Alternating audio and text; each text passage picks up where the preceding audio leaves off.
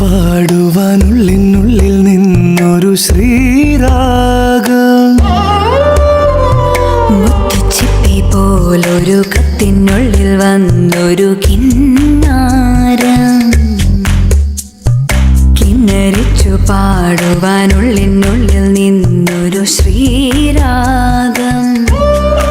പൂവിൻ്റെ മാറിലെ മധുവാർന്നൊരു നറുതേൻ തുള്ളി പോൽ ആർദ്രമാം നെഞ്ചിലെ പ്രിയമാർന്നൊരാ മുഖമെന്നെന്നും നീ അറിയൂ ആയിഷ. മുത്തുച്ചിപ്പി പോലൊരു കത്തിനുള്ളിൽ വന്നൊരു